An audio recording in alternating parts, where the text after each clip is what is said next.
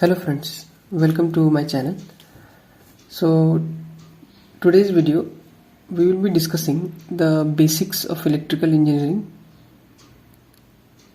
Previous videos में हमने देखा था कि how does the torque gets induced in a conductor placed in a magnetic field, and today we will see that what are the results of a uniform rectangular loop that is placed in a uniform magnetic field. As the heading suggests, torque induced in a rectangular loop placed in a uniform magnetic field. ठीक है, तो देखिए ये एक rectangular loop है, इसमें current इस direction में एंटर कर रहा है और यहाँ से बाहर निकल रहा है.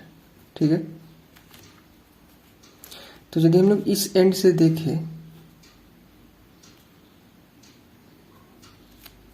तो यहाँ हमको क्या नजर आएगा, करंट अंदर की तरफ जा रहा है, मतलब कि क्रॉस. ये क्रॉस और डॉट का कॉन्सेप्ट मैंने प्रीवियस वीडियो में बता रखा है. सिमिलरली यहाँ से देखेंगे तो ये क्या आ जाएगा, डॉट. राइट, ठीक है. और इसका जो ये जो डॉटेड लाइन जो मैंने ड्रॉ किया है, ये शो कर रहा है this is the axis of rotation, means this loop is free to rotate on its axis. और ये डिस्टेंस जो है इस सेंटर से देखा जाए तो ये आर है और यहाँ से यहाँ तक आर है, और ये टोटल डिस्टेंस हो जाएगा 2r और ये है इसका लेंथ. अब मार्किंग कर दिया मैंने इसका डायमेंशन का ABCD. अब जैसे कि ये यूनिफॉर्म रेक्टेंगुलर लूप है, ये करंट कैरी कर रहा है I.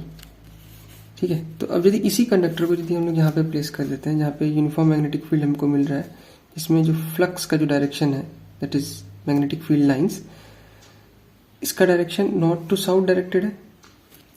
यहाँ पे देखिए मैंने एक टर्म इंट्रोड्यूस किया that is A, and this A is the area vector.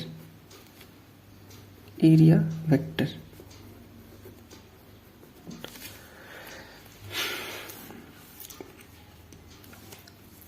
अब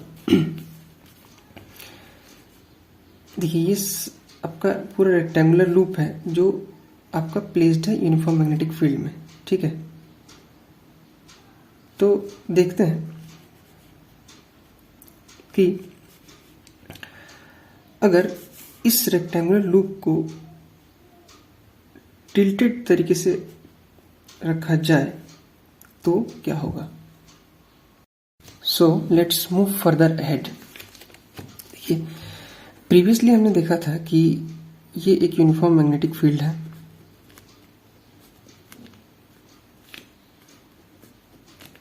डायरेक्टेड इनटू द पेपर, ये पता है. और जब हमने एक कंडक्टर को प्लेस किया इस यूनिफॉर्म मैग्नेटिक फील्ड में और जब मूव कराया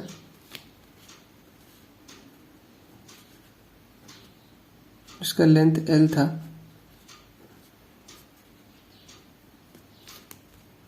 उसमें करंट जा रहा था I, तो जो फोर्स था वो क्या था, BIL साइन थीटा.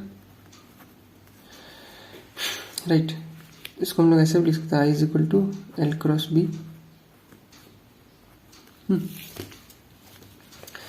तो जब हमने इस कंडक्टर को इसमें प्लेस किया था और जब ये मूव कर रहा था तो उसके इसमें फोर्स इंड्यूस्ड हो रहा था और उस फोर्स का एक्सप्रेशन ये था F is equal to BIL sine theta.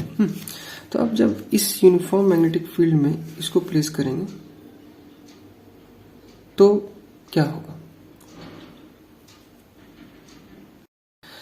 तो देखिए यहाँ पे क्या था कि ये एक कंडक्टर है जो कि मैग्नेटिक फील्ड को कट कर रहा है. कट कैसे कर रहा है, क्योंकि मूवमेंट हो रहा है इसमें. ठीक है, अगर यदि ये सिर्फ यहाँ पे प्लेस्ड रहता तो उसके इसमें फोर्स भी इंड्यूस नहीं होता, क्योंकि ये देखिए फोर्स इंड्यूस होने के लिए आपका ये जो कंडक्टर है करंट कैरी करना चाहिए, मतलब कि 3 फैक्टर होना चाहिए. एक तो करंट कैरी करना चाहिए, आपका मैग्नेटिक फील्ड रहना चाहिए, प्लस इसका मूवमेंट भी होना चाहिए. ठीक है, तो इस केस में अगर यदि देखें तो यहाँ पे मैग्नेटिक फील्ड सबका इधर से फ्लो हो रहा है. तो चूंकि ये जो लूप है दिस इज स्टेशनरी, अभी के लिए स्टेशनरी, ये मूव नहीं कर रहा है, तो इसका मतलब ये है कि इसमें कोई फोर्स इंड्यूस्ड नहीं होगा until and unless there is a movement induced in this rectangular loop. So how can we do that? अब देखिए हमने थोड़ा देर पहले बात किया था कि ये जो एक्सिस है ये क्या है, एक्सिस ऑफ रोटेशन है. This loop is free to rotate about its axis. सो अब जब ये इस एक्सिस की तरफ मूव कर सकता है तो इसका मतलब ये है कि इस लूप को हम लोग हर पर्टिकुलर डायरेक्शन, मतलब यदि ऐसा देखा जाएगा, यदि सपोज ये लूप है यहाँ से यहाँ तक हम लोग ऐसे करके देख रहे हैं, ठीक है, ये एक एंड है, ये दूसरा एंड है, ठीक है, तो ये जो लूप है मतलब इसमें करंट जो है ये इधर से एंटर कर रहा है और यहाँ से लीव कर रहा है दिस। सो ये हो गया उसका एक्सिस। तो इसका मतलब कि ये it is free to rotate about its axis, means है ना, ये इस डायरेक्शन में मूव कर सकता है और माइंड यू दिस डायरेक्शन में भी मूव कर सकता है। Means clock, this is clockwise and this is anti clockwise, ACW। तो अब देखिए क्या है।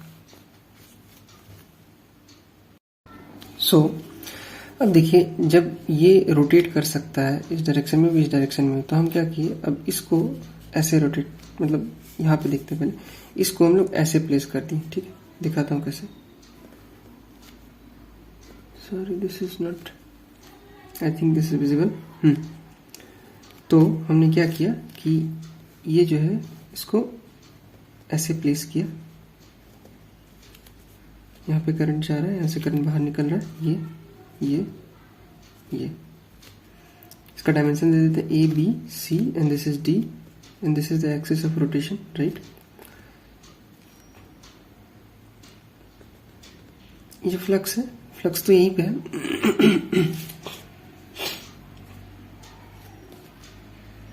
यहाँ पे क्या कर रहा है, current is entering and here current is living. अब यदि इसी फिगर को यदि हम लोग यहाँ पे बनाए एक सिंगल लाइन में, तो क्या होगा कि ऐसा कुछ हो जाएगा, ये यहाँ पे दिस इज क्रॉस, मीन्स अब ये इस पोजीशन पे पहुंच गया। आई थिंक समझ में आ रहा होगा आपको, ठीक है। तो जब ये इस पोजीशन पे पहुंच गया तो यहाँ पे भी A B, this is C and this is D, mark कर दिया मैंने। यहाँ पे भी A B C D। अब इस पॉइंट पे, मतलब कि यदि इस फिगर के थ्रू जाया जाए तो कोई भी इस पॉइंट पे, ये पूरा लेंथ है, ये लेंथ है, मतलब यहाँ से यहाँ तक ये L है ना, तो यहाँ पे भी L है और ये R और ये R डिस्टेंस, ठीक है। तो इसका मतलब ये टोटल डिस्टेंस कितना हो जाएगा, 2R। हाँ करेक्ट है, क्योंकि ये दिख रहा है, ये विजिबल नहीं है। तो अब अगर हम फोर्स यहाँ पे कैलकुलेट करें तो फोर्स को हम कैसे कैलकुलेट कर सकते हैं, क्योंकि ये मूव कर रहा है और ये फ्लक्स लाइंस को कट कर रहा है, इसका मतलब कि इसमें फोर्स इंड्यूस्ड होगा according to left hand thumb rule, जो हमने प्रीवियस वीडियोस में देखा था। और वो जो फोर्स था वो ऐसे, this is given by this expression. अब यहाँ पे देखिए ये जो फ्लक्स या फील्ड का जो डायरेक्शन है, जिसको हम लोग B से डिनोट करते हैं, देखिए ये जो B फील्ड और जो फ्लक्स है ना, दिस इज मोर और less the same, means flux is just a combination of a collection of magnetic field lines, ठीक है। और ये जो B है ये जस्ट मैग्नेटिक फील्ड है। तो इस यहाँ पे भी देखिए, क्योंकि यहाँ पे नॉर्थ पोल है, यहाँ पे भी आपका साउथ पोल, ठीक है। तो फ्लक्स का डायरेक्शन ये होगा, यही इसी फिगर को हम यहाँ पे ड्रॉ किए, सेम चीज, ये बस ऑब्जर्वेशन पॉइंट अलग है तो इसको ड्रॉ किया। तो इसका मतलब कि जो फ्लक्स है ये इधर ही होगा, नॉर्थ टू साउथ, यहाँ पे भी। अब देखिए इसमें फोर्स कैसे कैलकुलेट करेंगे। तो प्रीवियस वीडियोस में हमने देखा था कि force can be calculated with the help of left hand thumb rule, left hand thumb rule. तो अब फ्लक्स का डायरेक्शन, मैग्नेटिक फील्ड का डायरेक्शन ये है और इसमें करंट अंदर की तरफ जा रहा है। इसका मतलब यदि हम लोग यहाँ पे लेफ्ट हैंड थंब रूल लगाए तो हमको फ्लक्स पता चल जाएगा, मतलब करंट अंदर की तरफ जा रहा है। इसका मतलब कि ये जो मिडिल फिंगर है ये आपको शो कर रहा है करंट का डायरेक्शन, ये मैग्नेटिक फील्ड का। तो इसका मतलब फोर्स क्या हो जाएगा, ये शो करेगा। तो ये हो जाएगा कैसा, इन टू द पेपर, मतलब कि ये अंदर की तरफ जा रहा है। तो इसका मतलब फोर्स कैसा हो जाएगा, नीचे की तरफ, यहाँ पे फोर्स नीचे की तरफ हो जाएगा। सिमिलरली यहाँ पे क्या हो रहा है, बाहर निकल रहा है, पेपर से बाहर की तरफ आ रहा है। तो इसका मतलब फोर्स कहाँ हो जाएगा, इस डायरेक्शन में हो जाएगा, ये कुछ ऐसा, समथिंग लाइक दिस, ठीक है, इस पॉइंट पे। तो ये जो हो जाएगा फोर्स क्या हो जाएगा, इसको हम चलो नाम दे देते हैं FAB and this is FCD, ठीक है। अब नाउ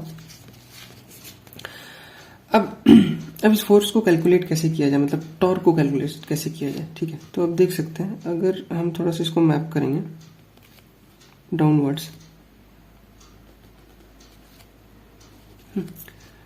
तो देखिए ये एक राइट एंगल ट्रायंगल बना। अब ये राइट एंगल ट्रायंगल जब बन चुका है तो इसका मतलब कि ये जो फोर्स है और ये जो फोर्स है ये एक कपल को प्रोड्यूस कर रहा है, क्योंकि हम लोग ने देखा था कि कोई भी बॉडी अगर यदि मूव कर रहा है तो उसमें अगर यदि लीनियर मोशन है तो उसमें फोर्स इज रिस्पॉन्सिबल, लेकिन अगर यदि सर्कुलर मोशन है तो उसके इसमें क्या होगा, torque is responsible for its motion. तो टॉर्क अगर यदि इस पॉइंट पे लगाया जाए तो मूव नहीं करेगा, क्योंकि ये एंड फिक्स, ये एंड रोटेट कर सकता है लेकिन ये एंड तो फिक्स है। तो अगर यदि यहाँ फोर्स लगाया जाए तो इसका मतलब कि ये मूव करेगा, तो मतलब कि ये क्या करेगा, एक टॉर्क प्रोड्यूस कर रहा है। मतलब this is a couple of force, this force and this force produce a couple of force and torque is given by the perpendicular distance between the force, right. So अब देखिए हमने इसको neatly एक अलग पेज में draw किया गया, same चीज, ये लूप था, इस लूप का ओरिएंटेशन ऐसा था, यहाँ पे करंट अंदर की तरफ जा रही है, करंट बाहर की तरफ निकल रहा है, फोर्स का डायरेक्शन नीचे, फोर्स का डायरेक्शन ऊपर। तो अब एक और चीज आगे बढ़ने से पहले, तो देखिए ये जो लूप था, इस लूप को अगर यदि इस तरह प्लेस करेंगे तो जैसे कि यहाँ पर फोर्स हम लोग को एक्सपीरियंस कर रहा है ये कंडक्टर, यहाँ पे भी फोर्स ऊपर के डायरेक्शन में एक्सपीरियंस, तो इसका मतलब कि इस पॉइंट पे भी फोर्स को एक्सपीरियंस करेगा, ठीक है। तो इस फोर्स का भी जो डायरेक्शन होगा, जैसे हम लोग कैलकुलेट किए उसी तरीके से कैलकुलेट कर सकते हैं राइट हैंड थंब रूल से, तो ये फोर्स का डायरेक्शन ऊपर होगा और ये फोर्स का डायरेक्शन नीचे हो जाएगा, ठीक है। लेकिन ये क्या हो जाएगा, ये फोर्स कोलिनियर है, मतलब सेम लाइन पे एक्ट कर रहा है। तो जब कोलिनियर फोर्स है तो उस केस में जो नेट मूवमेंट होता है वो जीरो होता है। क्यों? क्योंकि अगर आप सोचो कि अगर आपको एक हैंड से कोई खींच रहा है और दूसरे हैंड से भी सेम टाइप का बंदा सेम फोर्स लगा के खींच रहा है, तो आपका मूवमेंट क्या होगा, जीरो, आप वहीं स्टेशनरी रहोगे ना। तो सेम केस इसमें भी है, मतलब कि ये इस पोजीशन पे मूव नहीं कर सकता, ये मूव कर सकता है सिर्फ इस पोजीशन पे, मतलब यहाँ से वहाँ, यहाँ से यहाँ। सो इसलिए एफ नेट जो है ये जीरो हो जाएगा, मतलब कि इस पोजीशन से इस डायरेक्शन में इसका मूवमेंट जीरो होगा। अगर थोड़ा सा और फील किया जाए इसको तो मतलब कुछ ऐसा, ये जो लूप है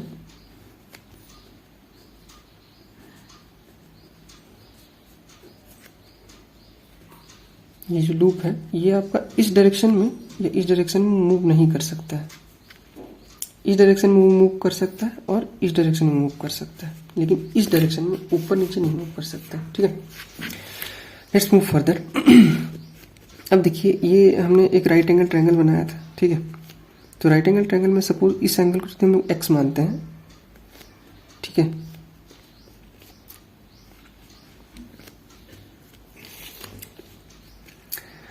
हाँ अब देखिए ये पॉइंट है यहाँ पे, यहाँ से जो बी फील्ड है इसका डायरेक्शन, मैग्नेटिक फील्ड का डायरेक्शन ये है, ठीक है।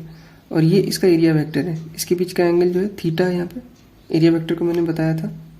सेम चीज ये अगर यदि यहाँ पे आ गया तो यहाँ पे भी मैग्नेटिक फील्ड का स्ट्रेंथ सेम है और एरिया वेक्टर का डायरेक्शन यही होगा, ये थीटा एंगल हो गया, ठीक है। लेट अब एरिया वेक्टर जो है और जो लूप है उसके बीच का जो एंगल होगा वो हमेशा 90 डिग्री होगा। मतलब कि सपोज ये एक प्लेन ऑफ पेपर है, एरिया वेक्टर हमेशा इसके परपेंडिकुलर होता है, ठीक है, ऊपर की तरफ।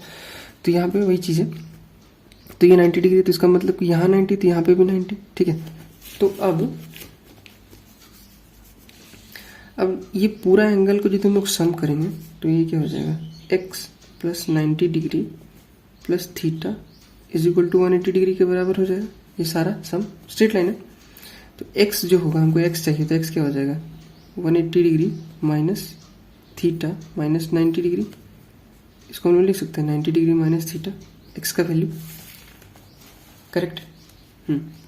अब चूंकि हमको टॉर्क चाहिए, कि टॉर्क, ये तो फोर्स है, क्योंकि रोटेशनल मोशन में torque is responsible for motion. तो टॉर्क इंड्यूस्ड वो क्या हो जाएगा, फोर्स इनटू परपेंडिकुलर डिस्टेंस,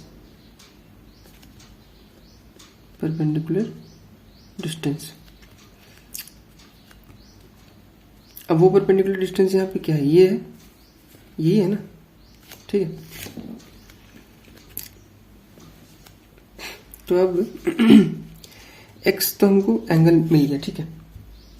तो अब देखिए ये जो 2r है, अगर यदि इसका रेजोल्यूशन किया जाए तो इसका रेजोल्यूशन करेंगे, क्योंकि ये वेक्टर है ना, लेंथ भी तो एक वेक्टर है, तो इसका रेजोल्यूशन करेंगे, एक इस डायरेक्शन में आ जाएगा और एक इस डायरेक्शन में आ जाएगा, ठीक है। तो जब इस दोनों डायरेक्शन में हम इसको रेजोल्यूट करेंगे तो इसको हम लोग क्या बोल सकते हैं, 2r cos x होगा ना, क्योंकि ये फोर्स और ये फोर्स के बीच का परपेंडिकुलर डिस्टेंस क्या है, यही तो है, ठीक है। अब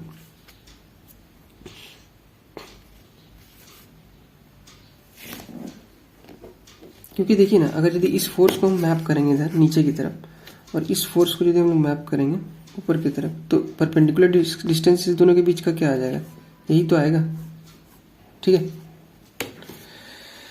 सो और f तो हम लोग प्रीवियसली निकाल चुके हैं, BIL साइन थीटा, तो हम लोग इसको लिख सकते हैं I into L cross B। अब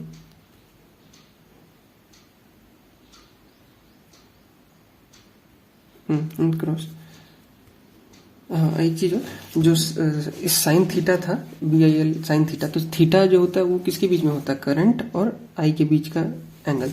तो करंट और I के बीच का एंगल हमेशा 90 डिग्री होता है, तो इसका मतलब 90 साइन 90 इज इक्वल टू 1 होता है, इसलिए यहाँ पे इसको हम लोग थोड़ा सा इंटू लिख सकते हैं, perpendicular distance. So ILB sine theta into perpendicular distance do. तो अब परपेंडिकुलर डिस्टेंस जो है ये क्या हो जाएगा, ये 2r cos x। अब देखिए 2r cos x को हम यदि यहाँ पे प्लेस करेंगे तो देखिए ये 2r cos x है ना, तो 2r cos x को हम लोग और क्या लिख सकते हैं, 2r cos x का वैल्यू कितना आता है, 90 माइनस थीटा, तो हो जाएगा 90 माइनस थीटा। अब इसको हम लोग क्या लिख सकते हैं, 2r साइन थीटा, करेक्ट, कोई दिक्कत वाली बात नहीं। तो यहाँ पे परपेंडिकुलर डिस्टेंस ये क्या हो जाएगा, BIL into 2r sine theta, ठीक है। This is the torque induced, sorry for the noise. अब एक चीज बताइए, ये जो लूप था इसका लेंथ था L और ये जो डिस्टेंस था ये था 2r, ठीक है। अब इसका एरिया क्या हो जाएगा, यही, क्योंकि रेक्टेंगल है तो लेंथ इंटू ब्रेड्थ, तो यहाँ पे L भी है B है, तो इसका मतलब हम क्या लिख सकते हैं, torque induce is equal to I into BA, sorry A, cut करते हैं इसको, ठीक है। This is I into BA sine theta, this is the torque induced expression.